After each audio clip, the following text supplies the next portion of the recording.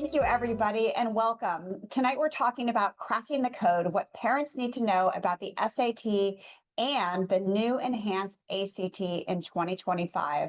I'm your host, Ann Dolan, and for the last 27 years, my team and I have been helping kids to do better in school, do well on the SAT and ACT, and ultimately get into the college of their choice.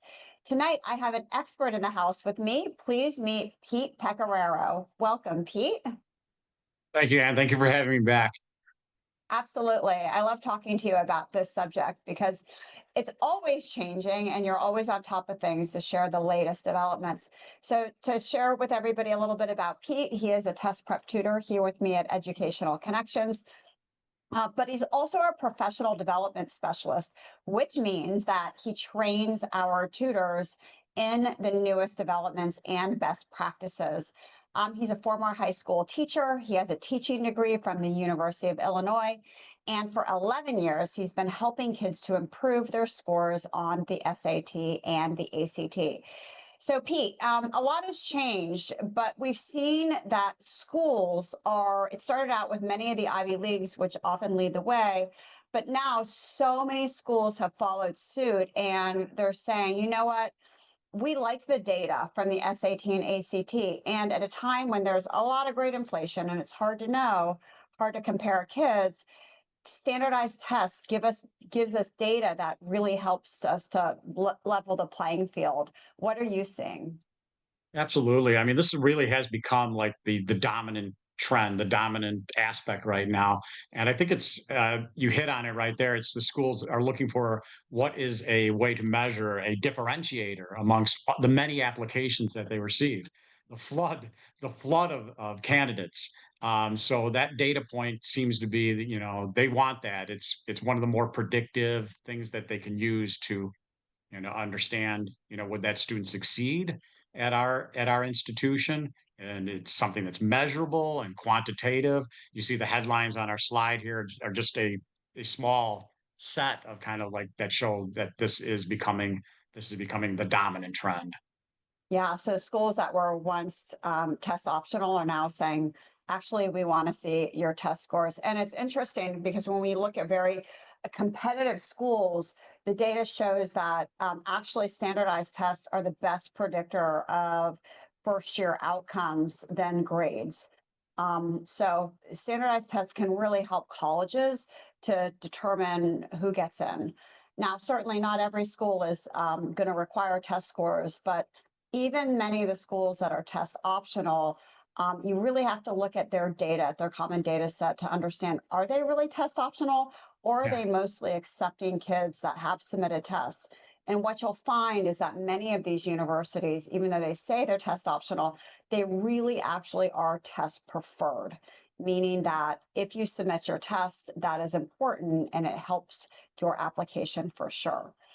So, Pete, let's talk a little bit about this new ACT. Tell us how that measures up. Sorry, the new ACT and how that measures up with the current SAT.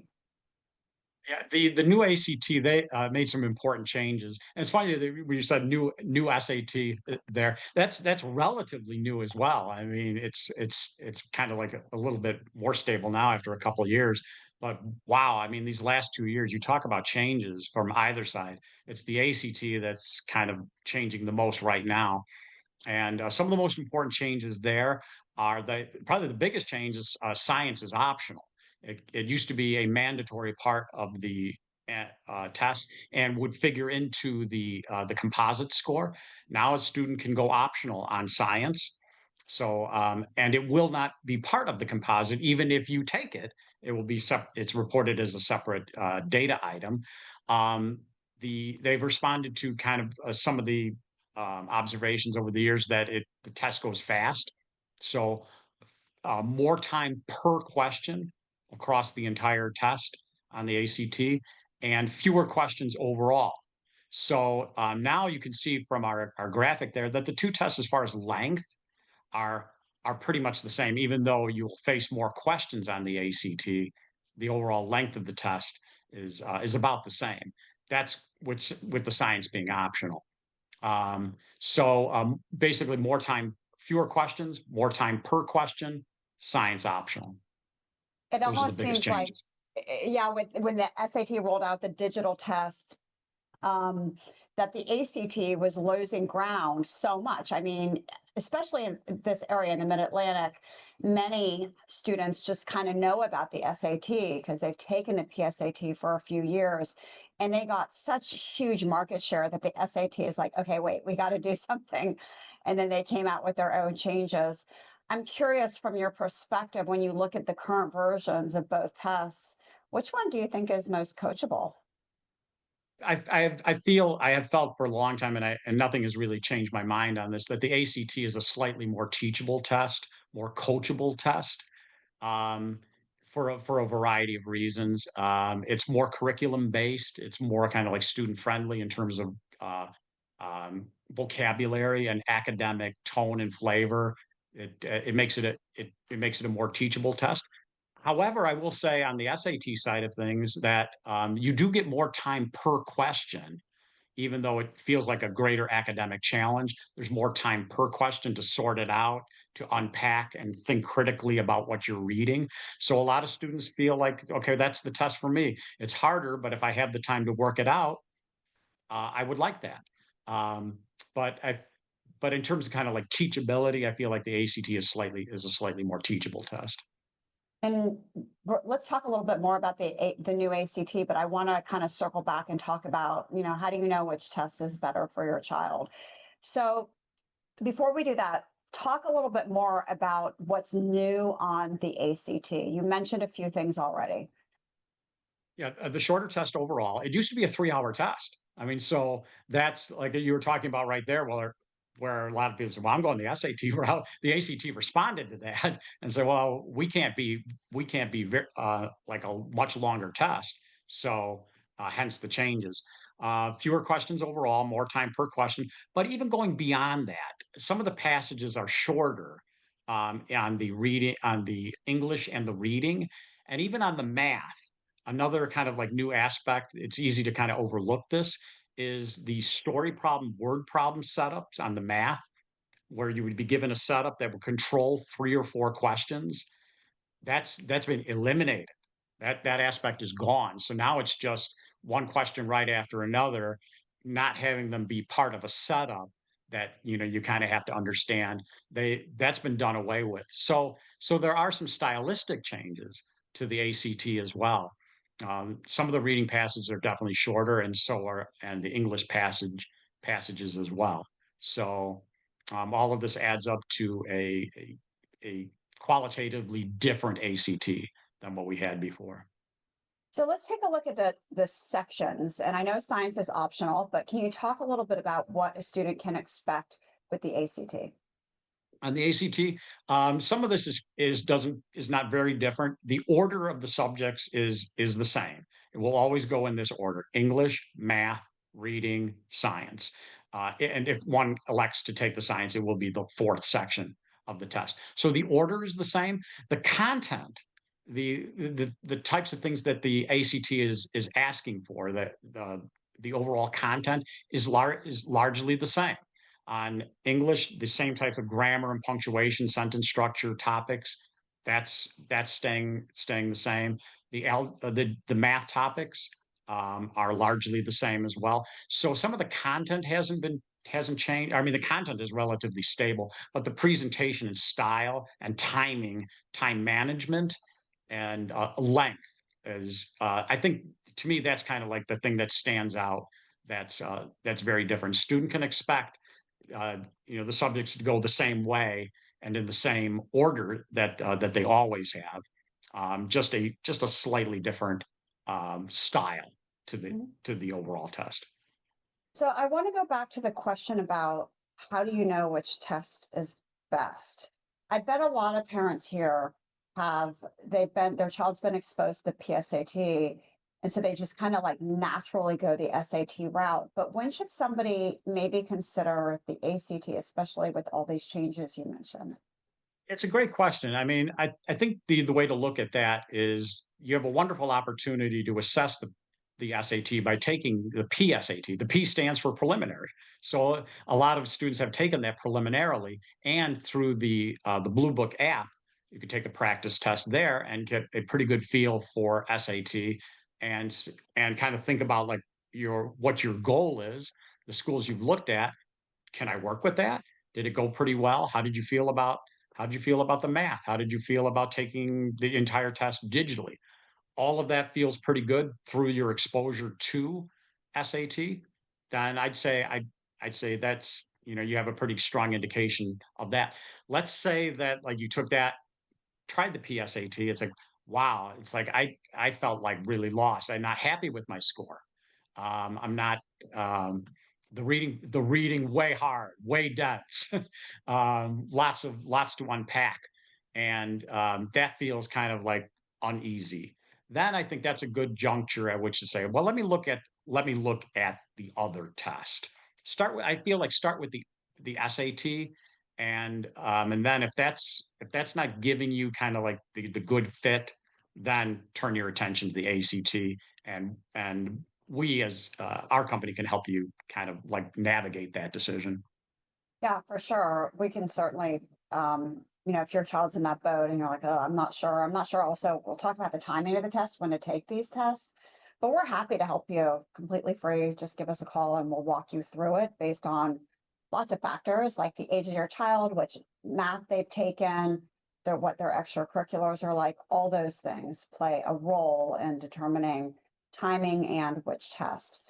Okay, so Pete, you have so many strategies. And I have to say, like, we were just talking about how well your students did on this current version of the ACT because they just got their scores back and you're super Yeah. happy, which is amazing. But even prior to that, you had put together your best practices and ways to improve your score on the ACT together for an ebook for parents. And parents, if this would be helpful to your child or your student listening, you can get this by going to our website, which is ectutoring.com/free dash ACT dash ebook. And Pete, what's in this? What can be a benefit to kids? And you know what I try to do when kind of like assembling these thoughts, it's really important to me to put things that are actionable, like things that you can do that are practical and pragmatic. For just one example, on the math, um, the students, the questions go in increasingly difficulty order. So I outline like where is the low hanging fruit on math, um, which sections which sections are going to be harder. So they're all worth 1 point, but as a priority, how do you kind of like prioritize your math so that you can rack up the most points? That's a strategy. That's something you can put into action like right away. In reading, there's strategies for like what I call looking back and keywords, clue words, and phrases. All of these types of things are in my ebook, which to me it's like I don't like things that are theoretical. Like it's like, well, just sometimes educators will read it more closely, or it's like that. I need things that like you can actually implement. So things that you could put into play like right away, and the book concentrates on just that. I like that better than check your work and read more closely. Those things never help Right, for exactly. sure. It's like right, it's I vague glitter what I call them glittering generalities. It's like it's too general to be to matter, you know?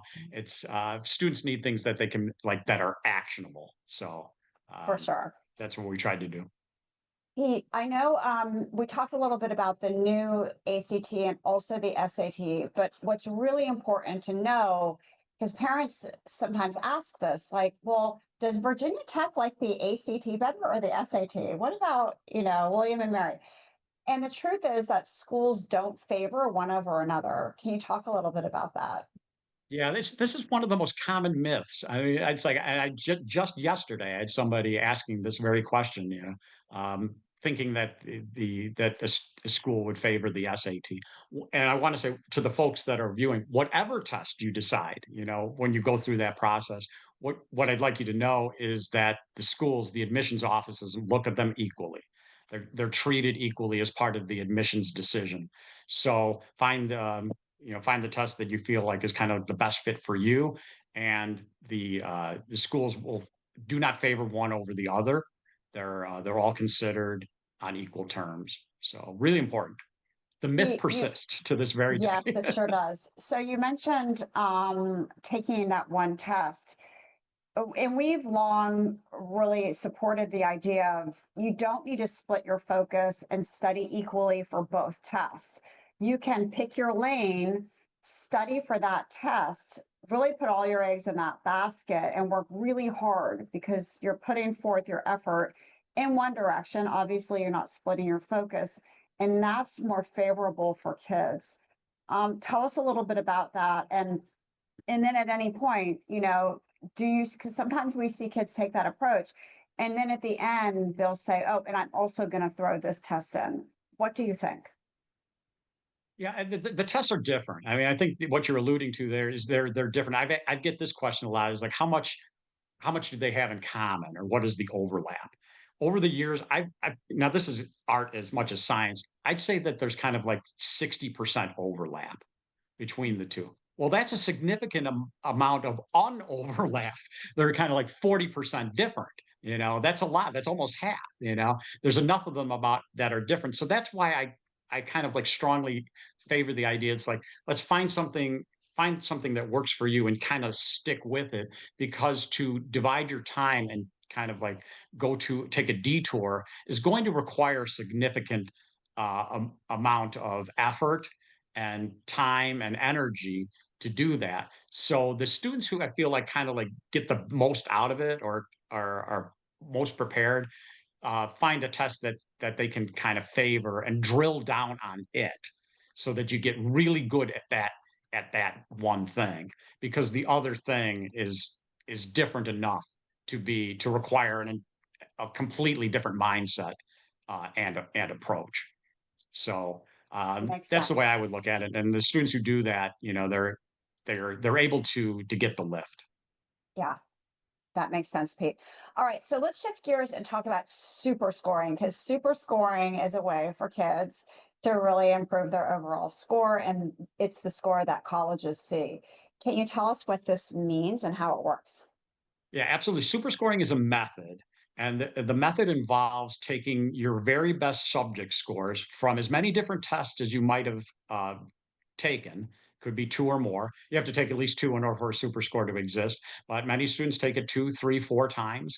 And what the method involves is taking your very best of a subject. So, for example, if a student took the ACT and got a 30 on their math, and then took it again and got a 24, the 30 would prevail as part of the overall super score, the highest individual subject score from all of the different attempts. And the SAT does the same thing too. The best reading and writing on any for a test, the very best math blend. It's a blend of your highest scores. That's what the super scoring method allows for. Yeah, I love super scoring. It's super helpful and it makes kids feel a lot better about themselves when they say, this was my score, this was my score, but this is my super score. Yeah. And it's really awesome. And but it's also important to know that everybody super scores. So it kind of inflates scores to some degree. Yeah, Because right. Every everybody is student's being doing it. scored. Yeah, I would say I would hasten to add to check with the institutions. I mean, it's pretty accepted, but that doesn't mean that it's accepted at every single yeah, college. There are thousands out there. So always check with your individual institution, but it is becoming kind of the accepted way of yeah. of uh, of doing things. And some parents ask, well, do schools see all of your other scores? And generally, when an admissions counselor opens up your application, they see your super score, and that is what is presented. But it's not the case in every single college. So that's a good point, Pete. You can look and find out. For example, a couple of schools, they want to see all your scores. Right. Um, so if they're few and far Right. Yeah. between, but yeah, but definitely super scoring is the prevalent method of looking at scores. All right, so Absolutely. Pete, let's talk a little bit about test prep strategy. And I'm thinking, based on the grade of the student, what should they be doing? And let's start out with our youngest learners, freshmen, our ninth graders. Do they even need to be thinking about tests? Should they about the PSAT? What do you think? I think for freshmen, I think the most important aspect for those younger students is focus on your grades, focus on the classes you're taking in school and your grades, your grade point average, and maybe readying yourself for AP and honors classes as well. At that stage of the game, you're kind of ahead of the testing curve as a freshman. So make school like your number one priority at that point, and you'll have plenty of time for for it to for testing to kick in. I'm glad you said that because I can't tell you. I mean, parents call our office every day and they're looking for test prep for their kids. And we get calls from parents of ninth graders and they want to sign their child up, but it's just a little bit too young because often the scores you see from a ninth grader are not indicative of how they're going to score in 2 years. And it's kind of upsetting to the student to see, oh my God, my score's that. It needs to be this. Right, Like, right. so for that reason, we just want them to work hard in school. But what about sophomores, especially the end of the sophomore year, Pete? Yeah, now you're getting into the testing mode. You're getting closer to it, especially at the end of the soft or as you approach kind of like the summer before the fall of your junior year is a wonderful opportunity to start thinking about testing because the junior year is probably the most important academic year in terms of classes and the college entrance exams. So you can really kind of like jumpstart your test prep in the summer of your when you finish your sophomore year to have some freed up time. Most students tend to be freer during the summer. That's not everybody, but but most are a little bit less scheduled. So it's an excellent time to start looking at the tests. I'll take a practice test. Start thinking about the subjects where tutoring might be relevant. So and then when the junior year kicks in, that's when testing is becoming. You're going to be registering it for tests and taking the college entrance exams. Pete, I want to go back to speaking of juniors. We talked earlier, and I forgot to ask you this question about test scores and super scoring and getting your test scores. And what we didn't talk about is that kids own their data, students own their data. So they decide to submit scores and not. And I'm wondering if you can talk about like, and I know you work closely with our college counselors on staff that help kids with this strategy, but you might, let's say you get a 30 on the ACT, that might be great for one college, but maybe not so great for another college. So you're going to be strategic about who you send those scores to. Absolutely. I think you make a great point there. I think a good way to think about it is you own your data. You're the owner. So you make the decision about what to send to whom. And seeing should they see everything that's ever happened or just or just the latest, or should you withhold sending a score at all to a particular college. There's a lot of strategy that goes into that. So if the think I think a good way to think about it is like, own your data so that you can be strategic. And that decision can change from application to application. Um, all of the schools are, look at their applications differently. Some get so many. So you're trying to stand out. And what's the best way to do that? Is make sure that you kind of like you drive the car. You drive Yeah. the car in terms of your data and who it should go to. You're right. It's so much more strategic now. Even 5 years ago, kids would just like send all their scores to every college, but now it's like a very well thought out plan. Okay, I'm going to send this 30 to this college, but not this college, and I'll only send the score in this search situation. So it Yeah, is I very can give you different. And several examples of this. Things that have just happened even just within the past few days. oh, really? What um, happened? yeah, I'll tell you one like a student. Now the super scoring, we mentioned that science is not part of the super score. It's its own separate data point. I had a student who got on the legacy test, the old, like before all of the changes happened, got a 30 on her science. She very much would want that to be part of the super score, right? But it's not. So in her now for that student, talk about controlling your data. She really wants to submit all of that old legacy test and the new ones, so so that the admissions office has a complete picture of it's like the 30 is not in my composite, but I want you to know that I got that happened. So knowing that, imagine like that got lost in the shuffle. That would look different, you know, that so there's all kinds of like nuances Yeah, like that. I mean, where you have to be really thoughtful, you know. for sure. I totally agree. And I know you work with our counselors a lot that are helping kids with that strategy. Okay, so thinking about our juniors, you left off with those students. A very common question we get from parents is how long should test prep last? When should my students start? What are your thoughts about mostly juniors, but sometimes sophomores too? Yeah, I think a good rule of thumb is, and now this depends on individual goals, so that's why about to kind of like state a range. But I'd say 2 to 5 months ahead of your test date is is is a good way of thinking about it. If you have like high achievement goals, uh, it may be closer to 5 months ahead of your test. If your schedule doesn't allow for five months, 5 months is almost half a year. Is but maybe 2 months or 2 or 3 months would be kind of ahead of your test to start getting tutoring going, looking at the tests. So broadly in that range, depending on individual goals, the institution that you're trying to get into, what it wants, um, I'd say most students probably would fall in that range. That makes sense. Thank you for that, Pete. And how many times do kids usually take it?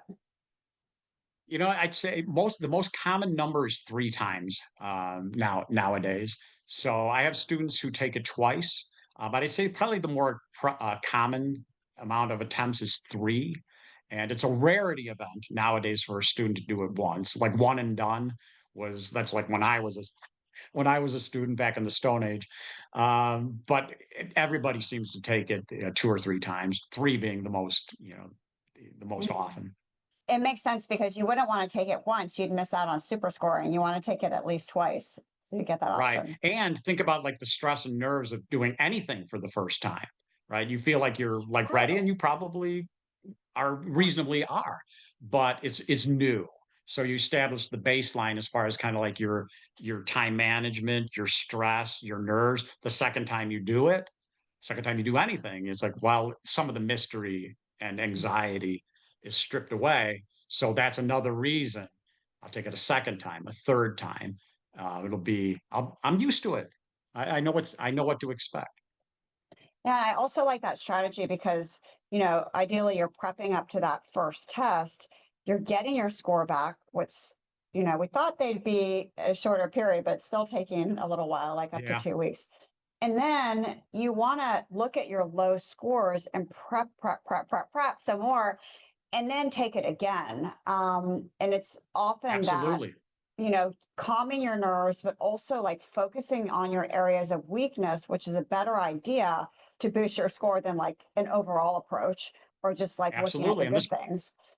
this So, plays into the super score because if you yeah, from the first test, if you get scores back, it's like, well, this is the one that I would like to lift because if I do, then it's going to be it would have the most impact on the super score when you blend the scores. So you can get a lot of kind of like good diagnostic information from the first time you take it to tailor the way that that you would take it again and the way you would prep for it when you take it again. Um, Focus on like those areas that would be most liftable and would make a difference. for sure. All right, so let's talk about the timeline. These are the upcoming dates for both tests. Tell us a little bit about this. Yeah, so this fits in kind of like the 2 to 5 months ahead of your test date. So students who are taking the test, like this one's coming up soon, October 4, having started early summer is fits into that kind of like that time frame of preparation that we're thinking about. So this kind of gives us a nice table for like when you might start based on the test date that you registered for is kind of dictates kind of dictates when tutoring and test preparation could start, or when it should start to be ready for that test. So um, we have to keep that in mind. It's, Yeah. when you register. Do you ever have kids come to you and they're like, no, I'm taking the test, next month, and you start working with them and you're like, wow, let's maybe move this out? Or do you work with kids to come up with a plan for their test dates? Yeah, all of those things. I've had students start test prep and say, I'm going to take it next month," and then I would emphasize to them, it's like, well, it's you could do that. There's nothing that would preclude you from doing that, but maybe it would be better. Maybe wouldn't it be wise to maybe take the take the next offering of it, where you'll be readier for it. So, and then some families come to it and say, "You tell us, like, when do you think we should start?" Like, so it could happen either way. Students have registered for a test and then maybe kind of like suggesting to them that maybe there's a more optimal way of doing it versus folks who come in with a clean slate, and it's like, okay, what should we do? How should we map it out schedule wise? It sounds like it's really different for every student based on lots of factors, like the math that they've taken and the time that they have devoted for prep. Pete, Absolutely, it is I know, a mosaic of factors. yeah, that's a good way to put it, a mosaic of factors. All right. Tell us a little bit about your approach and all of the other coaches here with us at Educational Connections in terms of one-to-one versus group. Yeah, I've tutored in many different ways, even classroom setting, and I think I think it's established. I mean, in a very kind of um, decisive way, that one-on-one tutoring is the best way to go about ACT and SAT prep. So it's individualized to that student, his or her needs, emphasizing the priorities and content and strategies that particular student needs. It might be an emphasis on math. It might be an emphasis on reading and writing. Um, so figuring out what each student needs when it's one-on-one, you can do that. Much harder to do when it's two-on-one, three-on-one, or classroom. I think is less effective. It also one-on-one also I think kind of like places a discipline upon the student where it's like they're kind of like answerable in a way where it's like, well, it's did you do your homework, right? Or um, are you are you ready to participate today? It's like it's much easier to blend into the crowd when there's two, three more students. When it's one on one, I think you're kind of like held to a standard. In our way of doing things, I only use official practice tests that have been released by the ACT or SAT in their books or in their digital forms. So we're working on the real test, the real content that it would as it would be presented. Uh, s- uh, s- Sessions are structured with homework review, guided practice, and then some individual practice. And then we always follow up with notes as to how the session went. So this is a form of being held responsible too. It's like in my notes, I will spell out, what the rate of accuracy was, how what areas are going well, where improvement is needed. So all of this kind of like makes like a is the highest form of prep, and working with students one on one is the way we deliver it. It's funny. I think I told you this before, but I was at a friend's barbecue over the summer and this girl came up to me. She goes to Madison and she said, oh, my parents signed me up for a test prep through your company. And I totally didn't want to do it. And I was so mad at them. Like, I'm like, no, I don't need this. I'm applying test optional. And she said, Right. and Pete was my tutor. And like it was so much better than I ever thought. I actually enjoyed the sessions and I did really well and I'm proud of myself. So thank you. But to hear it from a kid, that felt good. That is so awesome when it comes from the Yeah, student. when it comes from the student. Okay, so Pete, let's go to questions because we have a couple here. And Yeah. somebody asked, let's see, are schools like Madison gonna offer the SAT at school? And I'm not sure. So I think those would be better questions specific to your school to ask your guidance counselor. But another parent said, I'm aware of the PSAT as preparation for the SAT, but what about the ACT? And the answer is there's actually like a PSAT for the ACT, and it's called the pre-ACT. But because the College Board, which produces the SAT, really has dominance in the Mid-Atlantic, we don't see it often, except for at private schools, independent schools that give the pre-SAT, pre-ACT. We see it in the Midwest. That test is prevalent, but not so much here. But you can take a practice test on the ACT's website. All right, Pete, next question. If you take the SAT twice, some admissions offices request that you submit both scores. If you take the SAT at school and then the ACT later, do you have to submit both the SAT and ACT? Do you know? I don't think you have to submit both. I think that's it's an individual decision. Now, institutions will vary. I mean, somebody will, like there are exceptions to everything in life, but I think you're not. It's not mandatory that you would have to submit both an SAT and an ACT. I've seen situations where it is mandatory, where you submit all of your individual SAT, like one type of test, Mhm. where certain colleges say, we want to see it all. But I've never heard of a situation where if you took the SAT and then took the ACT, had to supply both of those as part of the admissions application. I haven't heard of that either. So thanks for that. And somebody said, Nisha said that Madison's going to have a PSAT on October 8th for 10th and 11th graders and Saturday for seniors. All right. So, Pete, let's go back. I had a question from Jennifer. She said, do some schools give more weight to a non super score? And I don't think that's the case. Do you have thoughts on that? Yeah, I don't think that's the case either. That if you did like one and that was your one score, that would look favorable compared to somebody who had a blended score. I've not heard of that. I heard from a student recently. This is kind of like a side tangent to that question. A student who wants to go to school in Europe and Hmm. United Kingdom, and their super score is not accepted at all in the UK. So that was kind of like a little bit of a challenge for us. Like now I have to have one test that's like really the best, but that was, of course, that's an exception.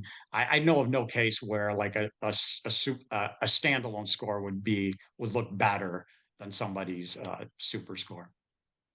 Somebody asked for the ACT, how long between taking a test and when the scores are released to students?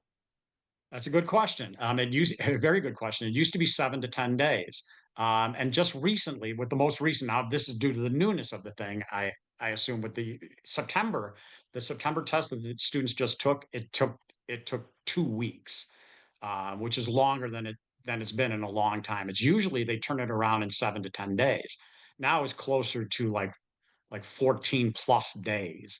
So that gives, I assume that when it becomes kind of like established. Now the old legacy test is retired. That's done. It's the new enhanced is the way to go, and it's the way it'll be. I'm I would have to think that they'll get back to 7 to 10 days as their turnaround. This time it That just ma- didn't quite happen. I had students kind of like hanging on the edges. So when are they going to come out? It's like it's a little bit longer. But I think that's a one of. Awesome. Thank you so much, Pete. I don't see any other questions that we have this evening, and I forgot to ask. Tell us, how many students are you available to take right now? For new ones, I think I could accommodate three newbies if there's students out there. All Um, right. Somebody asked me that earlier today. Awesome. as long as there are no questions, I could offer a couple of other kind of like things Sure, that people might be please. thinking about. On the science, we very much emphasize that the science is optional; it's its own data point. There are schools out there that even though that you could take it optionally as part of their admissions process, they're saying that we require it. We require it. Hmm. So don't be surprised if you run into that. And colleges, I know Boston College is one, and I'm sure there are others where they say, yeah, the ACT says it's optional, but we want it. So, that you might run into, like these kind of these incongruous, situations. It's So, interesting you um say that because when we were talking to Kristen and Renee the other day, our college counselors, they told me that they're having their kids take it. They're having the kids take the science section just to be sure. just to be sure. Right. Yeah. And there's the situation where, like I mentioned about that student who took the legacy test and got a great score on her science. He's, wow, it would be really nice if that would be part of the super score, and now it's not. But some of those admissions offices that we were talking about, they might internally super score. They might internally super score, even though they weren't, they're not required to do so. So every college has its own admissions process. So, might they take a look at, like, yeah, we know it's optional, but as part of our decision and thinking about you, maybe they would internally super score. So we have to be mindful of like all of the different, ways data what could be used. Somebody said, I'm not required to take science. Yeah, you're right. It's optional, but might it be looked at? If it might, as part of an internal process. Yeah. We actually got two more questions. One is from a parent who says, do you, for your test prep tutoring, do you have real enhanced ACT practice tests that kids can take for practice? Great question. Since it's relatively new, what we have is, we have a book that the ACT has published, and that book is configured according to the new enhanced, ACT with with the time limits, the number of questions, and the format of the new ACT. So that's the best thing out there right now. As time goes on, more will be available, but at this moment in time, that's what is available, is the ACT's official, red book, and it Awesome. matches the enhanced, ACT format. We had another question from a parent, but I'm not sure quite what she means, so I'm going to message her. In the meantime, Pete, you said you wanted to talk about one other thing. Do you want to mention that? And then we'll go back to this last question. Oh, I think I got it in there when I talked about the colleges and their, and that they might internally process, a science score. So Ah, okay. Okay. That's super helpful. those are the And then two. I heard that some colleges are going to take like a STEM score on the ACT with science and math, that could potentially be coming. Do you know about that? Have you heard Yeah, that too? I think that's definitely happening, already, where a STEM score is reported, as part of your score report, and that could be a competitive differentiator in going to, especially if you're applying to, engineering programs Mhm. and, math and science programs. So, so that's another place where the science can kind of make a difference. Okay, good to know. That's why you're our expert. Thank you, Pete. All right, so I haven't heard back from that parent, so we will go ahead and wrap up. And thank you so much, everybody, for being our guest or being in our audience tonight, and Pete for being my guest. I hope that this was helpful to you as you plan out preparation for your students' SAT and ACT. And we wish you all the best with the college admissions process. Thanks again, Pete, and have a great night, everybody. Bye bye. Thank you. Thanks, everyone.